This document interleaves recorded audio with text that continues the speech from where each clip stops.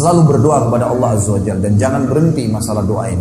Kalau doa ini tentunya ringkas definisinya adalah curhat, ya, penyampaian kebutuhan kita kepada Allah Subhanahu wa taala, gitu kan. Dan ini ya kalau mau diterima oleh Allah lakukan 5 hal. 5 poin diterimanya doa. Yang pertama ikhlas kepada Allah Subhanahu wa taala, ikhlas. Enggak ada yang lain. Ikhlas semua ini. Wa ma umiru illa liya'budullaha mukhlishina lahu dinahu hunafa. Al-ayat. Allah tidak perintahkan mereka kecuali untuk mengikhlaskan. Jangan karena riya, jangan karena mau dipuji, jangan karena terpaksa, jangan karena rutinitas, memang karena ikhlas kepada Allah SWT. Dan di sini kata Nabi SAW, ya, kenalilah Tuhanmu di waktu kamu lagi senang, dia akan kenali kamu pada saat kamu lagi susah. Jadi walaupun kita lagi sehat, minta. Saya bilang tadi kata kuncinya, lebih besar pahalanya minta dipertahankan nikmat daripada sudah hilang nikmat baru kita minta dikembalikan. Yang pertama ikhlas. Yang kedua, ya, tidak tergesa-gesa dalam ucapan lisan dan dalam menunggu proses penerimaannya. Kata Nabi SAW dalam hadis Bukhari Muslim, yustajabu li ahadikum ma lam ya'jal. Pasti diterima seseorang di antara kalian permintaannya selama tidak tergesa-gesa. Kata para sahabat, wa kaifa ya'jal ya Rasulullah? Bagaimana cirinya orang yang tergesa-gesa? Beliau mengatakan, qala yaqulu da'autu wa lam yustajabu li fatarakat du'a. Dia mengatakan saya sudah berdoa tapi belum lihat hasilnya, maka dia pun meninggalkan doa. Yang ketiga adalah menjauhi makanan, minuman, pakaian haram. Kata Nabi SAW dalam hadis Bukhari, seseorang yang rambutnya berantakan, bajunya kotor, tidak pakai alas kaki, mengatakan, ya Allah berikan, ya Allah kasih, tapi Allah tidak berikan. Bagaimana Allah bisa kasih sementara makanan, pakaian, minumannya haram? Nggak boleh. Yang keempat, tidak meminta yang haram. Dia sendiri tidak minta yang haram, ya, dan tidak berdoa di tempat yang haram. Ini yang keempat. Jadi misal tidak bisa orang bilang ya Allah berikan saya rezeki karena saya mau berzina, misal, atau dia ya meminta di tempat-tempat yang haram, syirik, meminta-minta kepada jenazah yang sudah mati di pohon yang dianggap keramat. Ini semua tidak diterima oleh Allah Subhanahu wa taala. Kalaupun ada yang datang kepada dia itu bukan hasil doanya, tapi rezeki yang sudah tercatat untuknya tadi. Jadi tidak ada hubungannya sama perbuatan syiriknya. Dan yang terakhir, yang kelima, maksimalkan waktu diijabahnya doa. Ada antara azan dan iqamah, sepertiga malam, pada saat hujan turun, musafir, ya. Kemudian orang yang terzalimi, pada saat perang sedang berkecamuk. Ini semua waktu-waktu mustajab doa. Orang-orang yang sedang haji di Masy'aril Haram, di Arafah, Nabi SAW berdoa dari habis asar sampai terbenam matahari. Ini semua waktu-waktu yang memang digunakan untuk berdoa kepada Allah Subhanahu wa taala. Alhamdulillah wassalatu wassalamu ala Rasulillah. Cuma itu saja.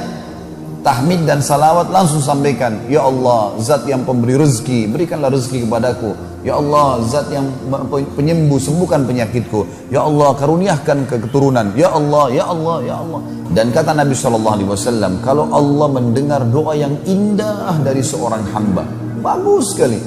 Wahai zat yang telah menciptakan langit dan bumi, zat yang maha kuat, zat yang maha perkasa. Puji Allah teman-teman sekalian. Puji Allah, tanamkan itu dalam hati supaya imannya bertambah. Sebagian ulama salaf kalau berdoa di malam hari sujud, dia mengatakan, ya Allah, zat yang mengizinkan aku meletakkan dahiku di tanah, zat yang mengizinkan aku menghirup udara, oksigen sehingga aku bisa bernafas, zat yang memudahkan lisanku mengeluarkan kalimat-kalimat ini, zat yang memudahkan aku untuk berdoa dan dia menjanjikan untukku jawaban. Puji Allah Subhanahu wa taala untuk menambah keimanan dalam hati kita. Ya Allah, sebagaimana Engkau izinkan aku sujud di malam ini, aku mengucapkan doa-doa ini, kabulkanlah permintaanku. Ya Allah, kalau aku sakit sembuhkan, kalau aku lagi miskin kayakan, kalau aku lagi butuh penuhi, seterusnya.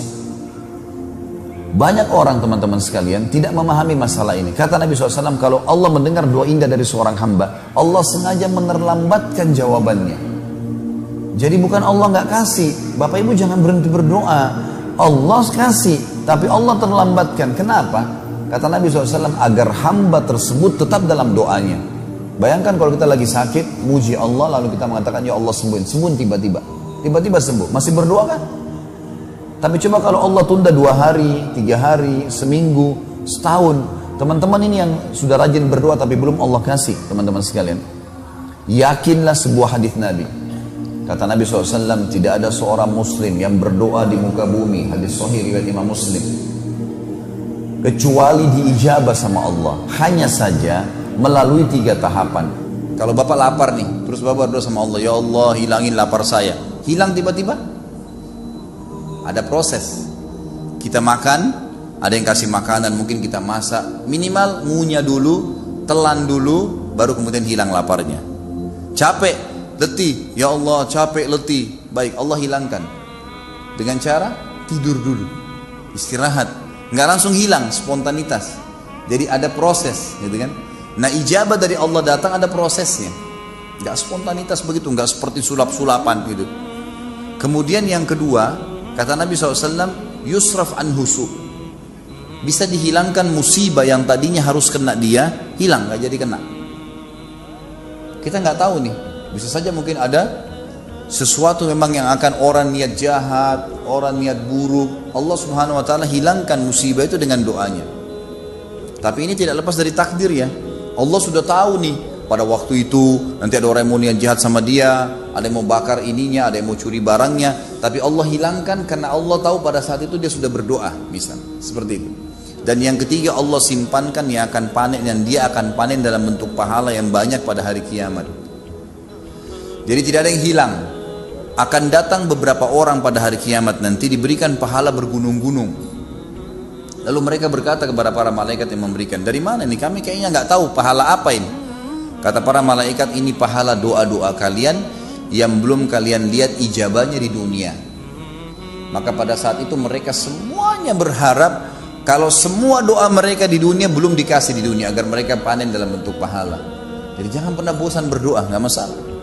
Nah itu ibadah, terus ada pahalanya. Terus ada pahalanya.